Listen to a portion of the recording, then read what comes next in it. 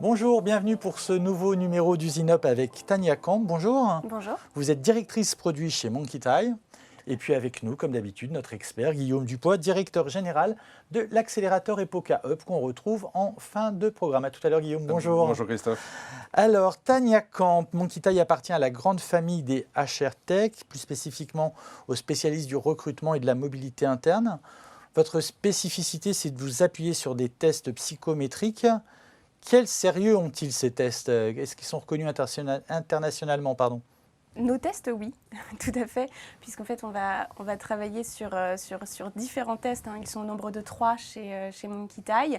Le premier, le Big Five, sur lequel on a travaillé avec un psychosociologue français. Voilà, c'est assez reconnu. Le Big Five est reconnu et nous, on l'a mis à notre sauce, à la sauce Monkey Tie, et il est reconnu. Bien entendu, il n'y a pas de problème là-dessus.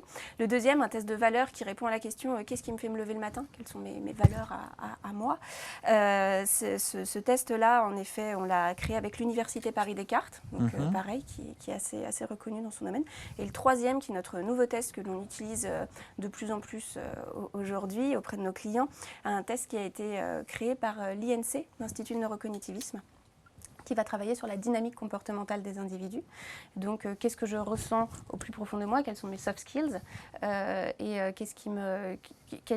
quelle mesure je vais être à l'aise ou pas dans certaines situations de stress ou situations normales? Quelle va être mon adaptabilité face à cette situation? Mon assertivité dans ma relation aux autres? Et puis, mes irritants. Typiquement, je suis un commercial terrain et je dois régulièrement aller en déplacement et peut-être pas dormir chez moi tous les soirs. Or, l'un de mes irritants va être le déménagement et le nomadisme. Ça va être un problème. Ça va être compliqué. Exactement. Donc, nous, on travaille avec ces 3 tests, plus forcément les expériences professionnelles et les compétences de la personne pour établir une globalité et se dire je ne suis pas qu'une expérience professionnelle avec des compétences techniques, je suis aussi un humain avec une personnalité, des valeurs, des motivations. Et je suis une globalité, et c'est cette globalité-là qui va me permettre de m'épanouir personnellement et donc professionnellement. Alors cette globalité-là va vous poser une question, c'est de savoir, là le dernier test dont vous parlez sur les soft skills, c'était une demande du marché, j'ai envie de dire, ou c'était quelque chose que vous sentiez pointer, que vous avez eu envie de faire? On sentait qu'avec les tests qu'on avait aujourd'hui, on n'avait pas la globalité de la personne, on sentait qu'il manquait quelque chose, et forcément les soft skills, c'est quelque chose dont on parle de plus en plus, qui est dans le cadre du recrutement, on parle de plus en plus des soft skills et on l'utilise de plus en plus. Donc on voulait apporter cette petite pierre supplémentaire pour vraiment travailler sur la personne de manière totale.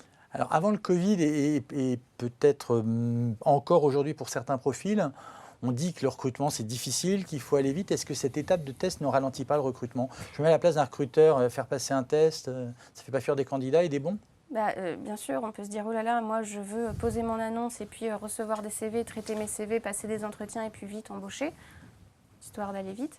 Je pense qu'aujourd'hui, les recruteurs ont affaire à un plus gros problème, le problème de l'échec de recrutement et de ces personnes qui ne terminent pas la période d'essai, non pas parce qu'au niveau des compétences techniques ça pêche, mais parce qu'au niveau des compétences comportementales et de la manière d'être dans l'équipe, les valeurs et les motivations de l'individu ne rentrent pas en ligne de compte.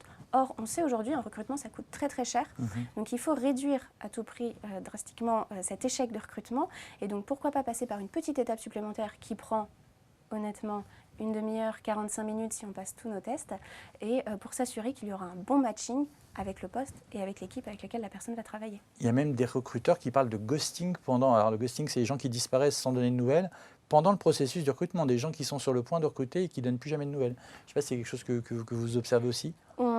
Alors, nous, on est la plateforme qui édite les tests. C'est-à-dire qu'on va travailler avec les cabinets de recrutement, on va travailler avec les recruteurs.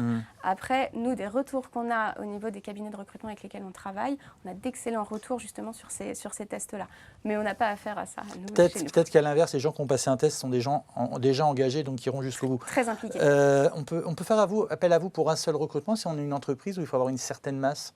On peut faire appel à nous pour un seul recrutement. Nous, on a une plateforme qui est sous format SaaS, donc qui est très ouverte et très facile d'utilisation. Surtout vos tests, il y a une question que je me pose depuis très longtemps sur les savoir-être, c'est est-ce qu'on teste les savoir-être à un temps T? Oui. Est-ce qu'on teste aussi la possibilité d'apprendre votre commercial, dont vous donniez l'exemple tout à l'heure, il peut peut-être apprendre à aimer le nomadisme. Est-ce qu'il y avait une vision un peu figée de l'individu derrière tout ça? Alors, sur le test de personnalité, le Big Five, qui va travailler sur les 5 grandes parties de la personnalité d'un individu, on a tendance à dire que c'est intéressant de le passer tous les 2 ans, par exemple. C'est intéressant parce qu'une personnalité, elle évolue. Je vais parler pour moi. Moi, je ne suis pas du tout la même à 20 ans qu'à 30 ans. Entre-temps, j'ai évolué, j'ai eu des enfants, j'ai déménagé, j'ai eu une vie. Enfin, voilà, c'est pas du tout la même chose. La personnalité évolue. Dans le cadre de la dynamique comportementale, ce qui est assez intéressant, c'est qu'on va vraiment travailler sur une approche neurocognitive. Et cette approche neurocognitive, les experts de l'INC en parlent mieux que moi, mais c'est assez intéressant de se dire qu'en fait, ça se crée in utero et pendant les 6 premiers mois de la vie. Donc en fait, souvent, on est comme ça. Et c'est assez parlant. Et moi, je pense que ce test, pour l'avoir fait il y a 1 an et demi, 2 ans, si je le refais aujourd'hui, je pense que j'ai quasiment les mêmes résultats. Vous utilisez vos outils aussi pour la mobilité interne. Quel service vous apportez à une DRH? Eh bien, on apporte des outils de talent management. On apporte la possibilité à un collaborateur de se dire qu'il n'est pas là à un instant T. Alors, je vais vous parler de quelque chose aussi qui a affaire à ma génération, je pense, mais de plus en plus, on a Internet. Internet, c'est facile. On sort d'un point RH le soir, on est un peu fatigué. Qu'est-ce qu'on fait? On va sur un job board et puis on regarde les offres d'emploi. Qui ne le fait pas? Je pense qu'on est tous amenés, ça peut arriver. Et en fait, aujourd'hui, on a un problème, c'est qu'on est plus amené à quitter l'entreprise si on souhaite évoluer, que rester dans l'entreprise et dire qu'est-ce que je peux faire en mobilité interne, où je peux aller. Il y a des freins à la mobilité interne dans les entreprises. Ouais, les collaborateurs ne savent pas tous les métiers qui s'ouvrent à eux. Quand on est dans des entreprises de 200 000 personnes, quasiment tous les corps de métier sont représentés, mais on ne le sait pas forcément. Donc ça, c'est un problème, les gens ne le savent pas. Et en plus, ils ne connaissent pas forcément toutes les offres qui sont ouvertes en bourse à l'emploi. Et en plus, il y a des freins managériaux, il y a des freins un peu partout. Donc ça, c'est un vrai constat et c'est un problème aujourd'hui. Donc nous, on va permettre aux collaborateurs de passer ces tests, insérer ses expériences professionnelles, ses compétences techniques.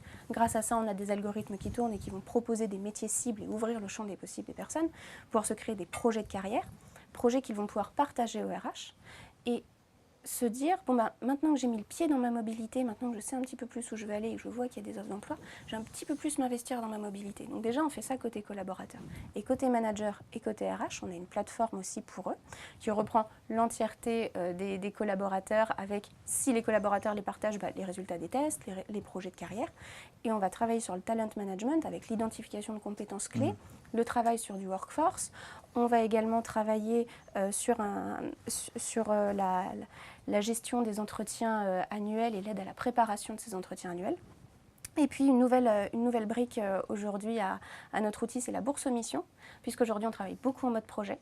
Donc nous, on a créé un outil de staffing de projet pour aider les managers à mettre les bonnes personnes au bon endroit sur leur projet. On voit l'offre est très riche, Guillaume Dupois, c'est l'heure de votre analyse d'expert. On sait que le recrutement est un problème majeur pour les entreprises, même encore aujourd'hui où la situation économique n'est pas forcément favorable. En tout cas, pour certaines entreprises, c'est toujours un problème.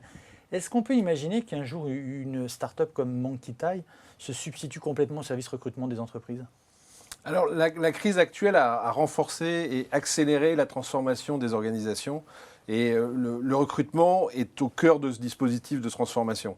Il faut aller plus vite dans la digitalisation et le recrutement des métiers pénuriques. Il faut accompagner dans le temps l'orientation professionnelle, quand on sait qu'aujourd'hui 80% des jobs de 2030 n'existent pas aujourd'hui. Donc il faut vraiment accompagner ces gens-là. Il faut les aider à vivre une expérience collaborateur beaucoup plus riche. Et tout ça, donc par rapport à la question, est-ce qu'on peut se passer de recruteurs au sein des sociétés? Probablement pas. Mais inversement, est-ce qu'on peut se passer de start-up comme Monkey aujourd'hui? Je dirais pas non plus. Merci beaucoup, Guillaume. Guillaume Dupois, au fait, qu'est-ce qui vous fait lever vous le matin? Vous savez ça? Être avec vous sur le plateau, Christophe, vous le savez bien. Alors, je ne m'attendais pas du tout à cette réponse. Merci à vous, Tania Camp, directrice produit de Monkey. Merci à vous de nous avoir suivis. À bientôt pour un nouvel News In Up.